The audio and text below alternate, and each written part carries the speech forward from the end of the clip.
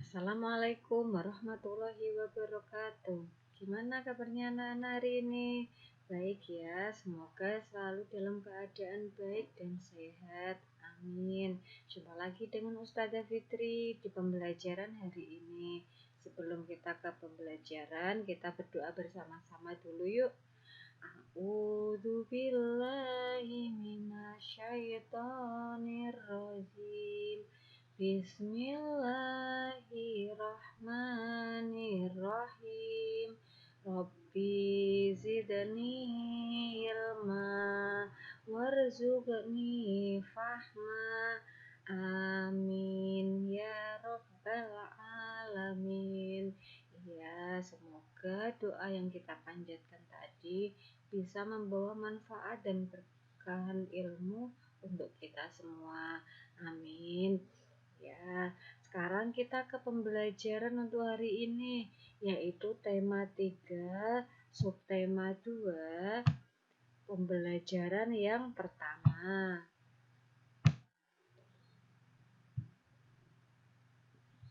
Di pembelajaran yang pertama ini, kita akan membahas tentang benda di sekitar kita. Manusia tidak dapat lepas dari benda di sekitarnya.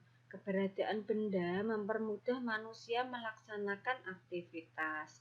Ada benda yang terbentuk di alam dan ada benda yang dibuat oleh manusia. Untuk benda-benda yang terbuat dari alam, di sini sudah ada contohnya, ada batu, ada air, ada pasir. Sedangkan untuk benda yang dibuat oleh manusia, ada mobil, gunting, dan kertas. Anak-anak bisa menyebutkan sendiri ya, ada banyak sekali benda di sekitar kita. Apakah kamu memperhatikan perbedaan dari benda-benda tersebut? Benda dapat dikelompokkan dalam 3 wujud. Wujud apa sajakah itu? Yuk kita pelajari bersama-sama.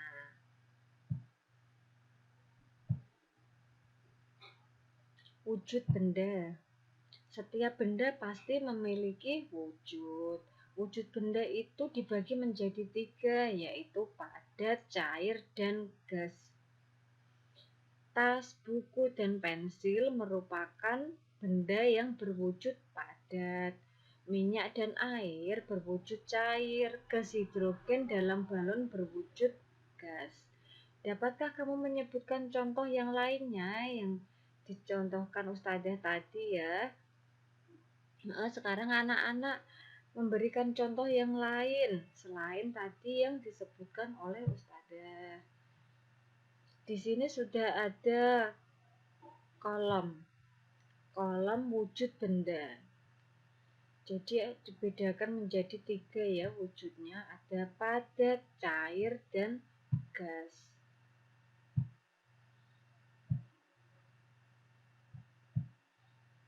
Sekarang kita melihat ini si Dayu. Si Dayu ini lagi bantuin ibunya memasak di dapur. Anak-anak juga gitu ya, kalau di rumah bantuin ibu memasak di dapur seperti Dayu.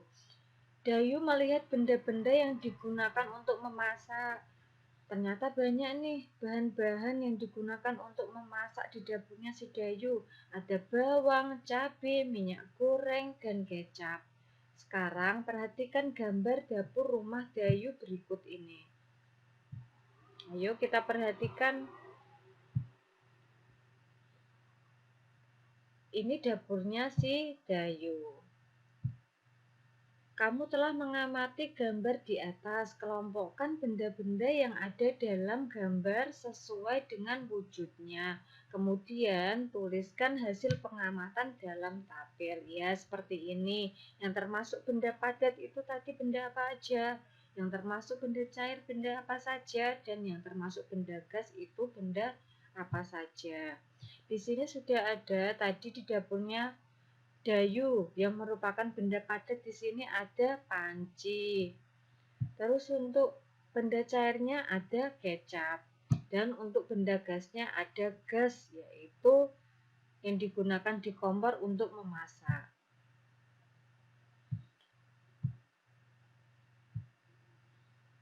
Amati lingkungan sekolahmu. Kamu tentu dapat menemukan bentuk padat, cair, dan gas.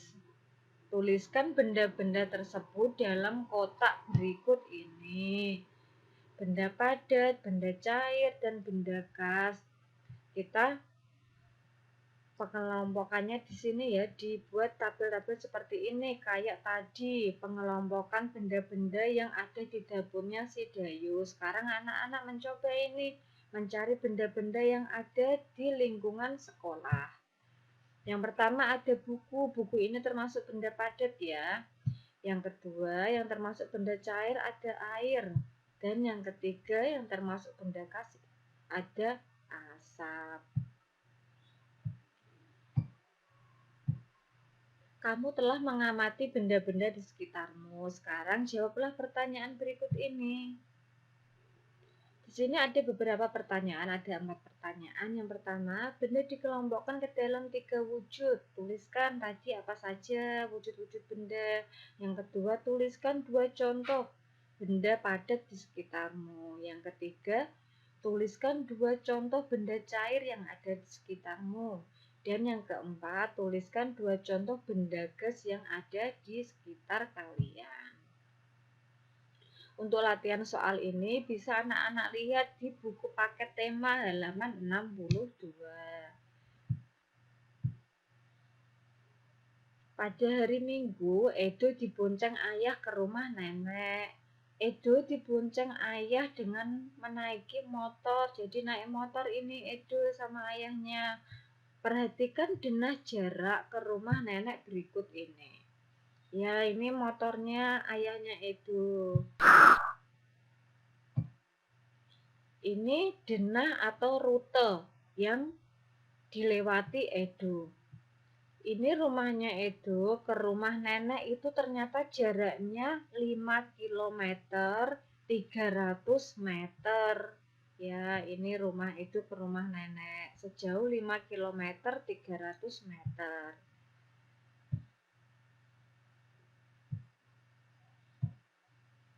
Jarak rumah Edo ke rumah nenek adalah 5 km 300 meter. Jarak ini dapat ditulis 5 km lebih 300 meter. Jarak dari rumah Edo ke kebun binatang 1523 meter. Jadi rumahnya Edo ke kebun binatang itu 1523 meter. Untuk satuan kilometer atau km dan meter atau m adalah satuan untuk menyatakan jarak. 1 kilometer sama dengan titik-titik meter. Ayo, ada yang tahu berapa? Iya, 1 kilometer itu sama dengan 1000 meter. Jarak rumah Edo ke rumah nenek tadi 5 km 300 meter. Berapa jarak rumah Edo ke rumah nenek dalam satuan meter? Jadi kilometer ini nanti dijadiin ke meter ya. Kita hitung sekarang 5 km sama dengan titik-titik meter. Bisa ditulis dengan 5 kali 1000 sama dengan 5000. Kenapa bisa dikalikan 1000? Karena 1 km itu sama dengan 1000 meter. Jadi tinggal dikalikan saja. 5 dikalikan 1000.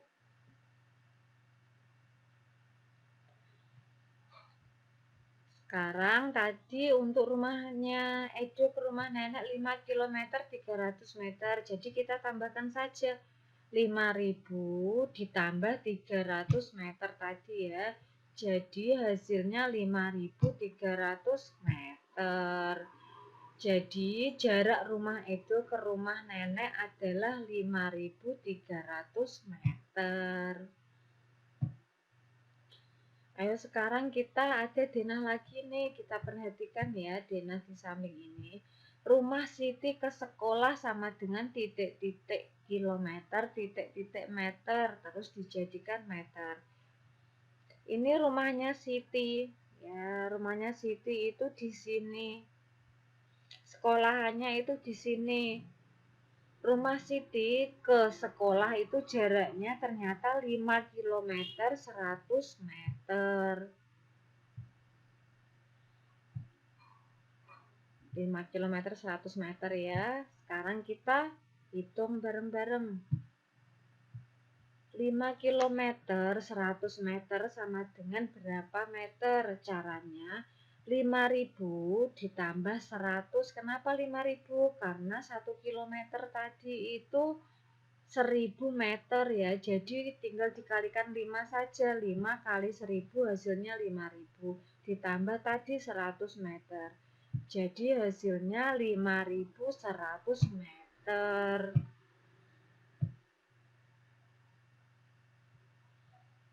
Sekarang anak-anak bisa berlatih ini untuk menentukan jarak. Di sini sudah ada pertanyaannya 1 sampai 4, yaitu rute atau jarak dari rumah Siti ke sekolah, rumah Udin ke kantor pos, rumah Siti ke rumah Udin, dan rumah Siti ke pasar. Kita bisa melihat dan menghitungnya dengan melihat denah yang ada di atas ini. Ya, nanti anak-anak bisa berlatih sendiri di rumah untuk menghitung jarak dalam satuan meter. Soal ini ada di buku paket kalian halaman 65. Sekarang kita akan belajar tentang alat ukur. Alat ukur itu ada bermacam-macam ya, baik jenis maupun kegunaannya.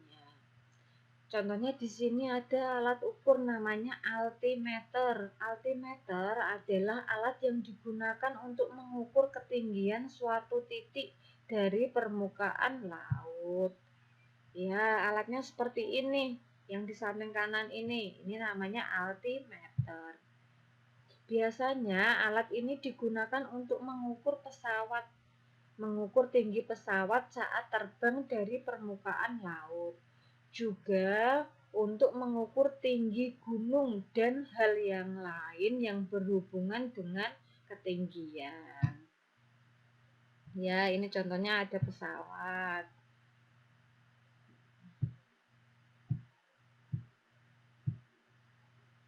Sekarang kita perhatikan gambar berikut ini. Di sini ada dua pesawat, pesawat A dan pesawat B. Pesawat A itu tingginya 3.000 meter. Sedangkan pesawat B ini lebih tinggi, 4.325 meter. Sekarang berapa ketinggian pesawat A dalam satuan kilometer? 1 kilometer itu sama dengan 1.000 meter. Jadi tinggal kita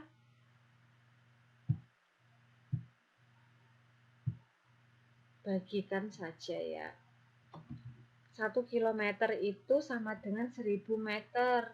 1.000 meter sama dengan 1 kilometer. Sekarang kita hitung.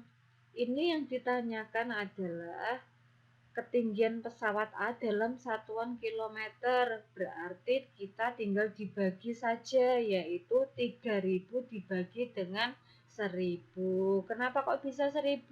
Karena 1 kilometer itu ada 1.000 meter.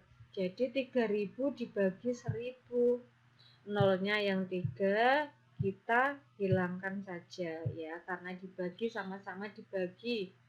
0,3-nya hilang, berarti tinggal 3 dibagi 1, yaitu hasilnya ada 3. Jadi tinggi pesawat A dalam satuan kilometer yaitu 3 kilometer. Ya, contoh soal ini bisa anak-anak lihat di buku paket tematik kalian halaman 66 sampai 67. Pernahkah kamu memperhatikan gerakan tiupan angin? Angin adalah udara yang bergerak. Udaranya berwujud gas.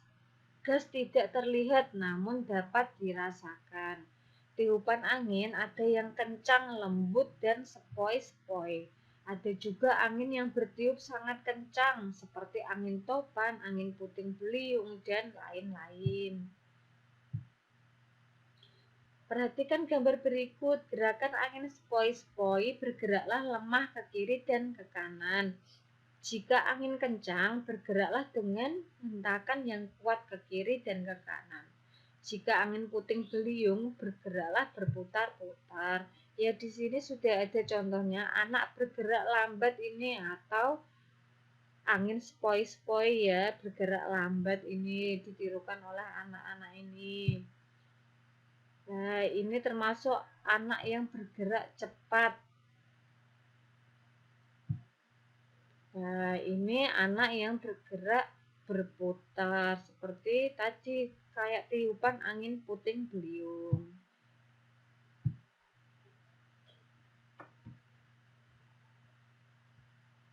Dalam tarian, selain gerak tangan, ada juga gerakan langkah kaki. Gerakan tangan dan kaki harus selaras dengan irama yang mengiringi. Sekarang coba kamu berlatih gerakan kaki terlebih dahulu. Iringilah dengan lagu yang kalian suka. Berlatihlah gerakan kaki dengan gerak lembut, seperti pohon yang melambai ditiup angin sepoi-sepoi dan gerakan pohon yang ditiup dengan angin kencang. Sini sudah ada contohnya ini. Sudah ada dua contoh ya, anak-anak menyontohkan ini gerakan angin sepoi dan tiupan angin kencang.